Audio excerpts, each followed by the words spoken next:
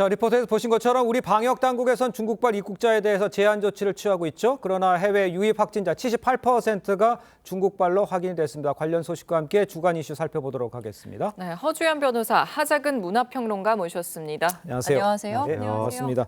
자, 우리가 하고 있는 이 음성 확인서 받고 있는데 방역 효과가 좀 나타나고 있나요? 어느 정도 나타나고 있는 것 같기는 그래요? 한데요. 예. 아직까지는 좀 지켜볼 필요가 있어 보입니다. 예. 지금 방역 당국이 내놓은 방안 두 가지였는데요. 단기 비자 발급을 중단하고 예. 음성 확인서 제출을 의무화했는데 네. 음성 확인서 제출을 의무화한 첫날에 이 대폭 이 합격 특진자 수가 60% 전날보다 하락을 해서 예. 지금 12.6% 확진자가 나왔거든요. 네. 문제는 이 음성 확인서를 낸 중국발 입국자 중에 13%가 아직도 국내 검사에서 공항 검사에서 확진이 된다는 건데요. 그렇군요. 중국 화산 이 PCR 장비의 어떤 그 신뢰도가 좀 낮다라는 얘기도 있고요. 네. 또 잠복기일 가능성도 배제할 수 없다는 전문가 의견이 나오고 있습니다. 그렇군요. 네, 또 방역 당국에서는 오늘부터 홍콩과 마카오발 입국자에서도 또 음성 확인서를 제출을 좀 의무화하기로 했거든요. 그렇습니다. 그럼 48시간 이내 검사는 지금 안 받아도 되는 건가요? 그건 아닙니다. 선택 그래요? 가능하다는 건데요. 예. 출발 48시간 이내 PCR 검사를 받거나 아니면 24시간 이내에 전문가의 이 신속 항원 검사를 한 결과 예. 음성으로 판단된 이 음성 확인서를 제출을 해야 됩니다. 그런데 문제는 이 홍콩이나 마카오발 입국자는 입국 후에 PCR 검사를 하지 않아도 되고요. 네. 또 단기 비자 발급도 지금 제한을 하지 않고 있는 상황이거든요. 예. 그러다 보니까 상대적으로 검사 기준이 좀 완화됐다고 볼 수 있는데 예. 중국발 입국자가 이렇게 홍콩이나 마카오 같은 제3국을 경유해서 그럴 수도 우회 예. 입국을 할 수도 있다는 것에 대해서 지금 우려가 나오고 있는 상황인데 예. 전문가들이 지금 일주일 단위의 평가가 필요하다라고 대책을 제시하고 있고요. 네네. 또 지금 이 단기 비자 발급 제한이 네. 언제까지 계속될 수 있는지도 의문이다라고 의견을 표시를 하고 있습니다. 그렇군요. 그런데 내일부터 중국이 코로나19 방역 차원에서 강제해왔던 입국자 격리가 전면 폐지가 됩니다. 그러니까요. 입국 직후에 PCR 검사도 안 한다고 하는데 중국발 입국자의 확진이 더 늘어나는 상황에서 지금 좀 우려가 큰 것 같아요. 그러니까요. 그렇죠. 중국에 지금 입국이 굉장히 상대적으로 쉬워지게 된 상황이잖아요. 그러니까요. 예. 내외국인이 어떤 일반 검역 절차만 거치면 중국으로 입국을 할 수가 있게 된다는 건데 그동안 시행해온 어떤 건강신고라든가 건강코드 발급도 받지 않아도 되고요. 네. 공항 PCR 검사나 입국자 격리도 지금 폐지가 되었습니다. 예. 그렇지만 오가는 인원이 급증할지 여부는 아직까지는 미지수인 게요. 많은 국가들이 지금 중국발 입국자에 대한 어떤 검역 조치를 굉장히 강화하고 네. 있는 상황이거든요. 네. 그렇기 때문에 중국에 들어오기도 쉬워졌지만 네. 반대로 이 중국에서 나간 사람들이 다른 나라에 입국하기 굉장히 어려워진 상황인 거예요. 네. 그러다 보니까 여행 자체가 위축될 가능성은 아직까지 남아 있어 보입니다. 그러네요. 알겠습니다. 다음 이슈도 네. 좀 짚어보겠습니다. 동거하던 여성과 택시기사를 살해한 혐의로 구속된 이기영. 경찰에서는 사이코패스 검사를 진행했었는데요. 그런데 결과가 진단 불가능이었습니다. 그러니까요. 왜 진단이 불가능한 거죠? 평가 자료가 지금 아직까지는 부족한 상황으로 보입니다. 이 사건 하나만 가지고 사이코패스 진단을 판단하는 것은 아니고요. 네네. 뭐 살해 방식이나 도구라든가 과거 행적, 어린 시절까지 여러 가지 자료를 종합적으로 판단을 해서 예. 사이코패스인지 여부를 판단을 하게 되는데 네네. 그런데 이게 뭐 처벌이나 형량에 직접적인 영향을 미치지는 않지만 네네. 재범 가능성이라든가 범행 동기 분석하는데 여전히 유의미한 부분이 있기 때문에 예. 경찰 단계에서는 자료가 부족해서 검사 판단이 안 나왔다고 하더라도 검찰 단계로 넘어가서 또 그 이후에도 계속 시행을 해볼 가능성은 여전히 남아 있습니다. 예, 그런 가운데 지금 최근 드러난 과거 행적 굉장히 충격적인 부분이 있는데요. 네네. 동거녀를 살해했을 시점으로 여겨지는 즈음에 촬영된 영상인데 네네. 물을 싫어하는 고양이를 수영장에 억지로 아하. 집어넣고 학대하면서 즐거워하는 이기영 영상이 지금 알려져서 충격을 또 주고 있습니다. 그렇군요. 그런데 이것도 좀 이상하더라고요. 그 수색 현장에서 이제 검증을 했어요. 그런 장면들 저희가 이제 화면에 많이 나왔는데 찾지를 못하고 있어요. 본인은 가리키고 있는데 못 찾고 있다? 이거 어떻게 이해를 해야 됩니까? 지금 크게 두 가지 가능성으로 예상이 되는데요. 예. 첫 번째는 이기영이 이 유기 장소를 거짓으로 진술을 했을 가능성이 있습니다. 그럴 수 있어요?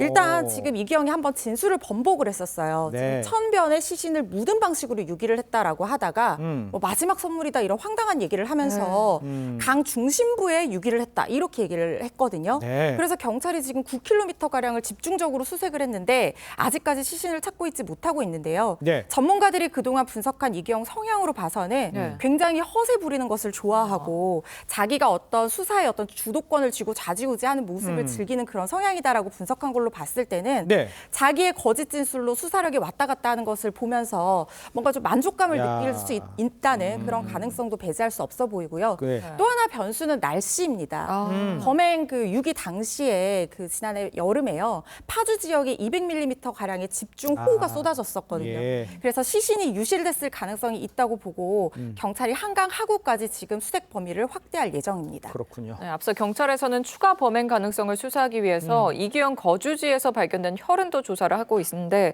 이 결과가 지금 나온 게 있나요? 지금 일단은 추가 피해자가 없는 것으로 혈흔 대조를 해봤더니 그렇습니까? 알려지고 예. 있는데요.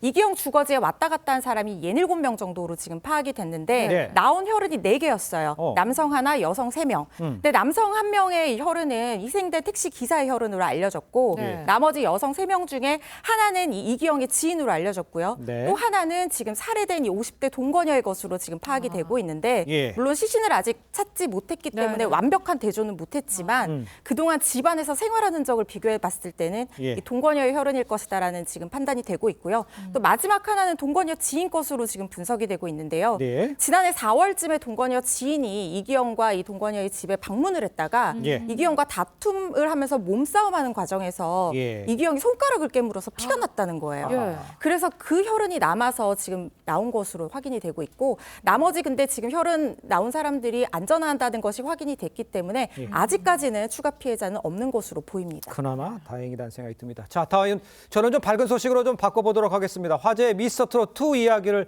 해야 될 것 같은데요. 최고의 시청률 기록했고 예선의 진선미가 결정이 됐어요. 예, 예선 진선미가 결정이 됐는데 예. 미 같은 경우에는 20년 차 아나운서 김용필 씨가 됐습니다. 그리고 선은 예. 10살의 꼬마 신동 황민호 군이 됐고 예. 그리고 진은 대학부의 박지현 씨가 됐습니다. 그렇군요. 그런데 이 방송이 진행된 회차가 네. 자체 최고 시청률을 경신했고 그리고 동영상 클릭 조회수도 2회까지 벌써 1220만 회가 된 거예요. 그렇구나. 이런 식으로 계속해서 최초, 최고, 최다 이런 기록들을 세워나가고 있어서 예. 그야말로 미스터트롯 2탄이 오디션 중에서도 오디션 끝판왕, 네. 오디션들 위에 있는 오디션 그러한 위상을 보여주고 있습니다. 알겠습니다. 진선미를 차지한 3명의 무대 직접 한번 보고 오시죠. 예. 마스터 오디션 미는 떨려. 바로 김용필 씨. 왠지 한 곳이 비어있는 내 가슴이 잃어버린 것에 대하여 2위 황민호 군입니다. 차라리 죽으려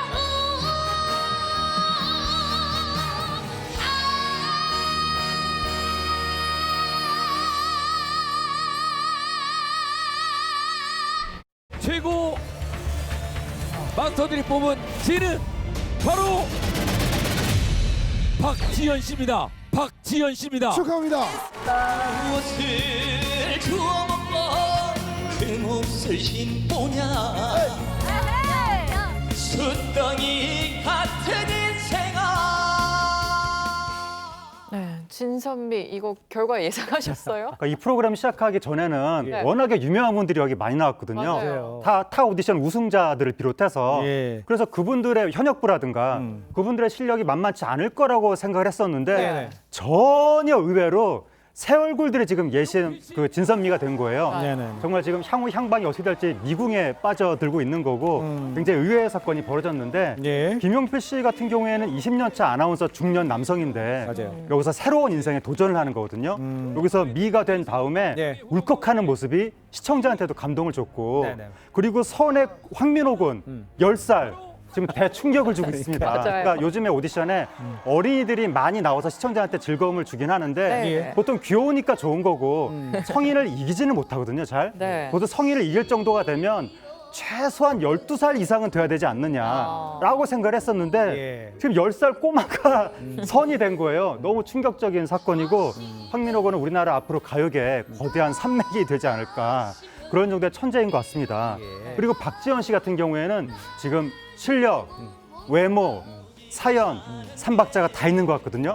앞으로 박지현 씨가 어느 정도로 돌풍을 일으킬지 그것도 상당히 기대가 됩니다. 네, 그런데 여기서 김용필 아나운서에 이어서 또 한 명의 아나운서가 주목을 받았습니다. 장윤정과 함께 프로그램을 좀 진행했던 분이죠. 맞아요. 김선근 아나운서인데 미스터트롯2를 위해서 회사까지 그만뒀다고 해요. 방송사를 그만뒀더라고요. 네, 어떤 무대를 보여줬을지 직접 보고 오시죠. 예.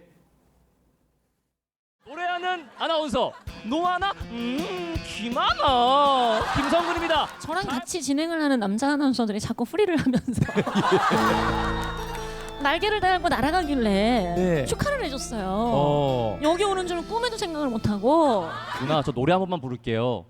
누나 노래 한 번만 부를게요. 늘 우리 장윤정 마스터님께서 성근아 다음에 하자. 성근아 다음에 하자.